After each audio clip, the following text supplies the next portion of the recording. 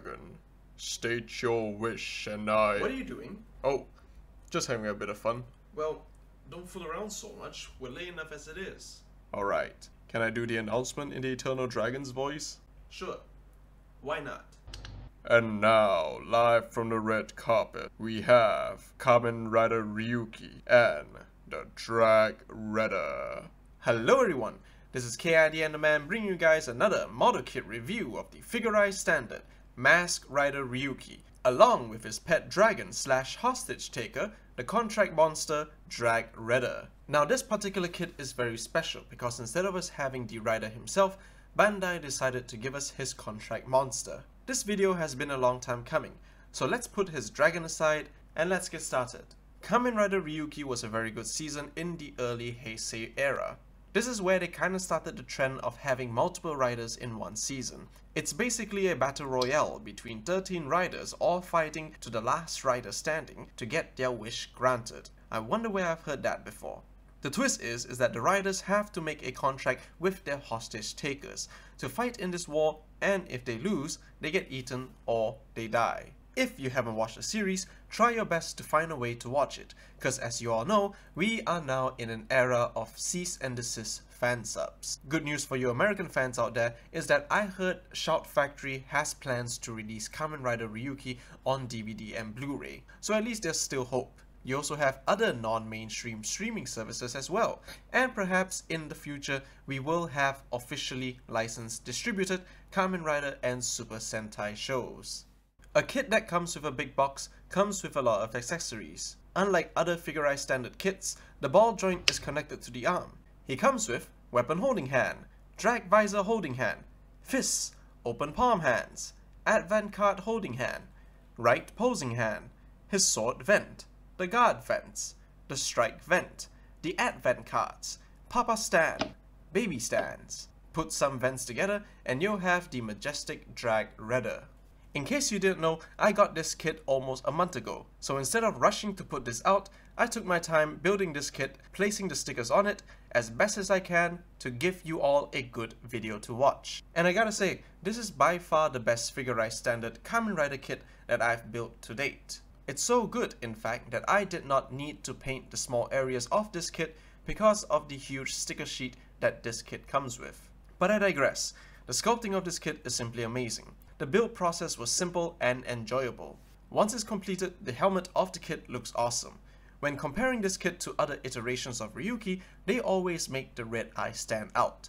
But here, it is the most show-accurate Ryuki we've seen so far, where there is a hint of red behind the face shield, more or less like a reverse compound eyes aesthetic. Placing the sticker on the forehead is easy as the pattern is molded in the plastic. However, if you do mess up, there will be visible creases. The red on the forehead is the same plastic piece that is connected to the red in the eyes. This kinda gives the kit some light piping features. The gold trim on the visor are 4 separate stickers. Since they're quite slim and thin, you're probably gonna need some tweezers to slowly put it in place. The red plastic for the eyes aren't clear like the other kits. It's slightly foggy, but there is a foil sticker behind it to reflect light. Most of the silver parts of this kit is plated, making the torso armor shiny. The silver bits on the sides are cool as they act as adapters for other accessories. The drag visor is one of the best examples of being shiny, but it does have plenty of color correcting stickers. The belt and the advent deck are the same, in which they require some color correcting stickers. Legs are nicely detailed and the bottom of the boots have their imprints on it like the other riders. What I appreciate about this kit is that these silver plated parts are mostly undergated, meaning that when you remove them from the runners, you won't see any nut marks on the surface of the kit. I say mostly because although the front of the kit looks flawless, the back and some side areas of the kit are not, making the nut marks look obvious. Other than that, the usual nut marks will appear on the black and red plastic, so some sanding is required. The back of the head has a silver sticker meant to follow the curve of the head.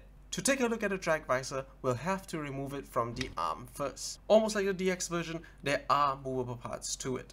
You can slide the top of the visor to reveal an empty slot to insert his advent cards.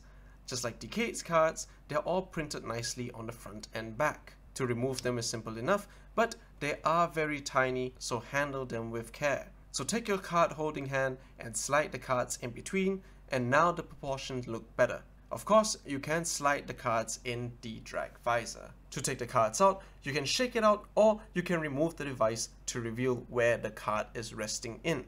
And when you're done with it, just put it back.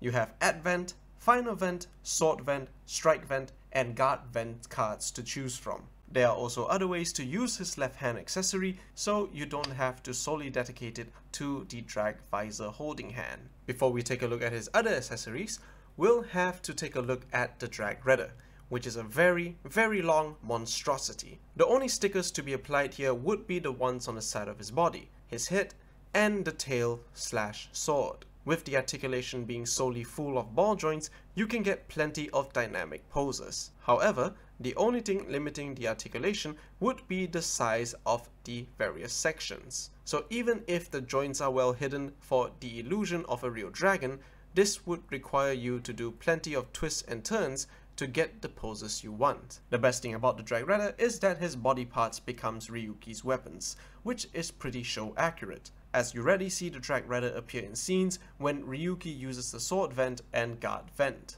The only exception would be the Strike Vent. It's a separate accessory with quite a few differences. It's smaller, the mouth can't move, plenty of stickers, basically an inferior Dragreder head. The only warning I can give you is that his teeth are sharp and that the stickers for his eyes are easy to get mixed up on. I had to paint the eyes on the bigger head of mine as I accidentally mixed up the stickers by putting the slightly bigger one on the Strike Vent.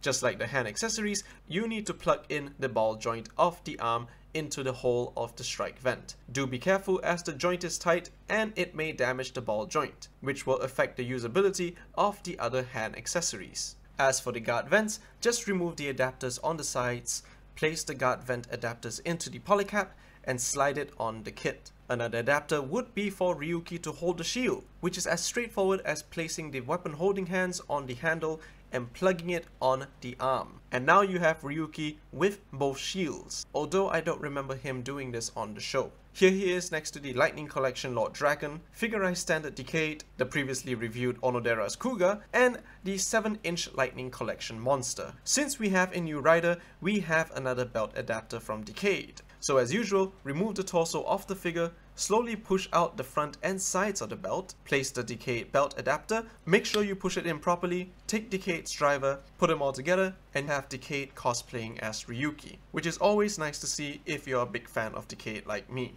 So all in all, Ryuki is pretty awesome. Despite the simple design of the suit, Bandai thought of a good strategy to make some extra cash by providing us the Dragreder. The price of the model kit depends on how much the plastic was used, so that was a smart and appreciated move. I really am gonna have a hard time finding a place to pose this kit in my room, but for now, how does he look on the shelf? So if you like this video, strike that like button, leave a comment down below, let me know if you will get this model kit, share this video around if you want to see more reviews like this, and consider subscribing, as a significant percentage of you watching my videos aren't. Plus, it's free.